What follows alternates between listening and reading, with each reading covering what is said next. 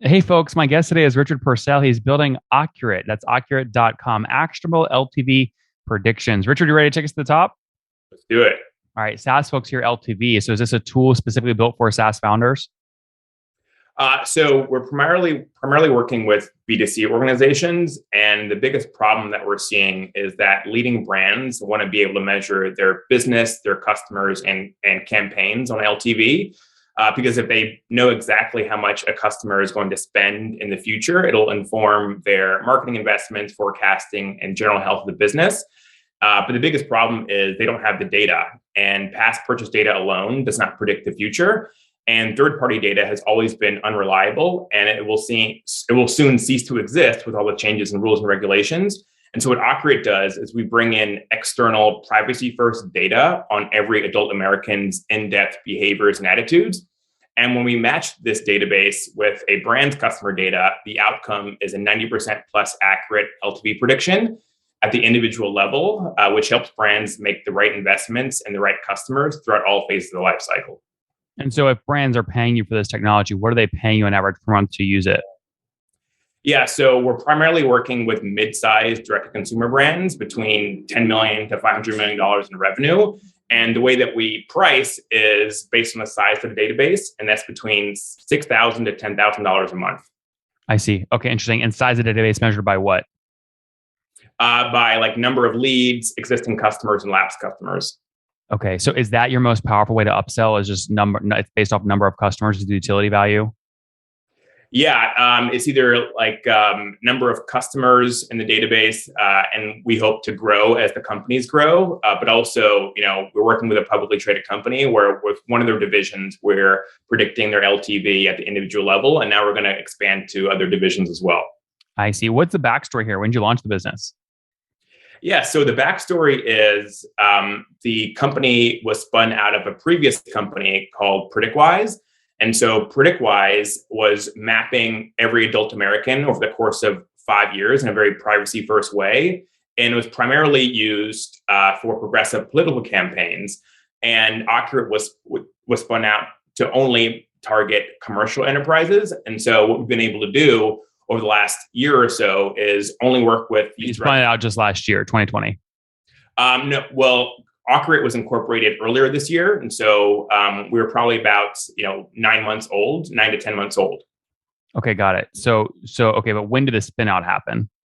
The spinout happened around June of this year. Okay, it was okay, got it. So sorry, why were you referencing last year? I'm referencing the fact that we were starting to think about building a company only to target commercial enterprises around sometime last year, but we didn't actually do that until this year. I see. Okay, got it. So you spun out. Now, does that mean the parent company is sitting on the cap table of Accurate right now? That is correct. Okay, so how do you structure that? I mean, why not just go out and start your own thing from scratch? So, like, what do you get from the parent company that like it was worth giving up a bunch of equity for? I think primarily what was the biggest value add was being able to leverage the database that Accurate built over the last 5 years. Sorry, that Accurate built or the parent company built? I'm sorry, that PredictWise built. Yes. Got it. It's called PredictWise, Yes. Mm-hmm. and they were exclusively working with e-commerce brands as well. No, PredictWise is only working with political campaigns. Okay, interesting. So, what does that have to do with predicting LTV now for mid-size e-commerce brands? Yeah. So if you think about the problem that political campaigns face and how that relates to e-commerce is, if you think about a political campaign, there are a lot of swing voters, and you're not quite sure which swing voters to actually target for different causes that they care about.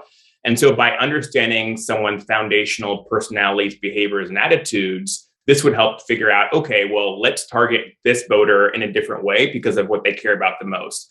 And so it's very similar to e-commerce brands where you have a bunch of customers, but it's not clear which ones to focus on and why.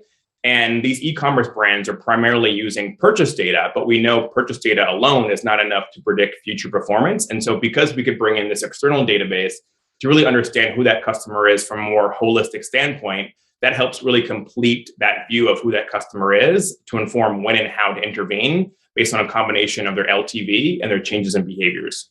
Interesting. Okay. So got it. So you get going about 6, 7, 8, 9 months ago, coming up on your full year in business here. How many customers are you now working with today? Yeah. So since we launched Accurate officially, we were able to close 4 enterprise customers in less than 6 months. And so today we have a handful of customers, but we plan to grow substantially next year. And where'd those four come from? Did they come from PredictWise?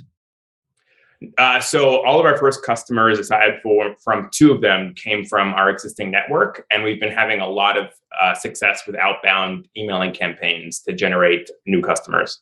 Interesting. Okay. And so four customers times that, I think you said $6,000 a month is sort of a fair average. I mean, you guys are doing like 20, 30,000 bucks a month right now in revenue. Yeah, that sounds about right. And bootstrapping, or have you raised? So to date, we've been revenue backed, but we're in the process of raising our first venture round. Okay, got it. And when you say revenue backed, has PredictWise put in a bunch of money? Yeah, that's like bootstrapped. So we were using revenue that we're getting from our customers to maintain the business. Okay, so PredictWise, when you did the spin out, they didn't write you a big check to help fund early stage operations. No. So how'd you fund yourself? How'd you pay your salary like the first month or two? Yeah, so that first came from a first customer that we were able to close.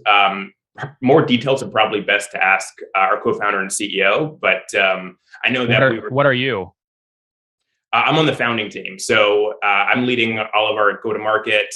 I was one of the 3 first co-founders. Okay. So how did you guys assemble that team? Did you just sort of say, hey, we're all equal, we'll each do 30% or what?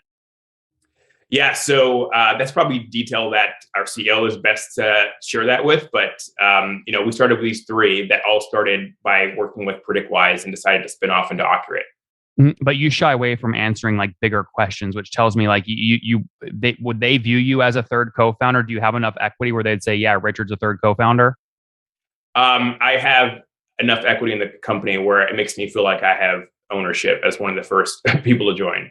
Yeah, so they might call you like head of marketing or something, who's incentivized with equity versus like being a true sort of ground level stage 1 co-founder. Yeah, I mean, I think usually the co-founder title is when someone has over 10% equity. I have less than that. Okay, fair enough. Got it. Okay, cool. Talk to me about where you see future growth coming from. What's sort of go to market for the next 12 months? Yeah, so I'm confident that our total addressable market is every single B2C organization in the United States. But when we think about our service obtainable market, like where we can land our first customers, we're seeing the strongest traction in mobile gaming and companies that sell a good or a service as a subscription.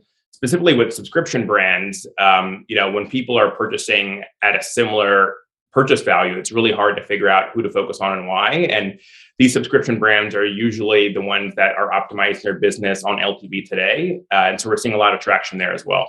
Interesting. You mentioned you were thinking about raising now. How much are you targeting? So we're going to be raising over 7 figures in revenue. The exact number in that and the valuation. Sorry, what do you mean 7 figures in revenue? I'm sorry, 7 figures in capital. Got it. So you're raising more than $1 million. Yes. Got it. And so why is that the right amount? It's the right amount when we think about how much runway we need to get from our seed to our A and to close enough customers and grow the team in the meantime. How many customers do you can close if you have another $1 million? So our goal for next year is to close a total of 20 new customers. Mm-hmm. So 24 total, which would, obviously take you up past $1 million run, right? Yeah, that sounds about right. Mm-hmm. What's the team size today? How many folks? So we have about 5 full-time employees. I'm the only non-engineer on the team, and we are currently hiring more people for our first full-time salespeople, engineers, and then we're also supported by a team of contractors that help us with sales, marketing, and engineering. Just to be clear, so the 5 includes you and the 2 other co-founders? Yes. You talked about contractors helping with sales. Are you working with a firm like Alley-Oop to outsource your SDR team, or what does that mean? Yeah, so we're working with an outsourced SDR team, like as an agency. We're working with another agency to help with content marketing. Working with another part-time designer, and so we find that working with these people part-time helps us reduce costs as well as reduce risk. Which firm did you choose to do the outsourced SDR work? They're called leadgenerator.io. Leadgenerator.io? Yeah. They've done well so far. Really well, yes. Do they actually spin up a human like an SDR? Can you hire that human or no? Yeah, so we have two full-time SDRs and one full-time researcher. Very interesting. Okay, cool. So if you want to check you out again, you can go to occurate.com. That's OCURATE.com. Richard, anything else folks should know about before we wrap up with the famous five? No, I think we covered a lot. All right, man. Here we go. Number one, favorite business book. Favorite business book is 0 to 1. Number two, is there a CEO you're following or studying? I really like Manny Medina from Outreach. I really admire his compassion and the way he thinks about growing business. Number three, what's your favorite online tool for building Occurate? I would say it was a combination of LinkedIn Sales Navigator and Slack. Okay. And number four, how many hours of sleep do you get every night? 7 or 8. Yeah, that's pretty good. Situation, married, single, kids? I'm single, but I'm a proud uncle of an 8-year-old niece and a 4-year-old nephew. Very cool. Okay, so no kids. How old are you? 35. 35. Take us home here. Last question. Something you wish you knew when you were 20. I think one would just be that everything is going to be okay. And then the second would be spending more time understanding data.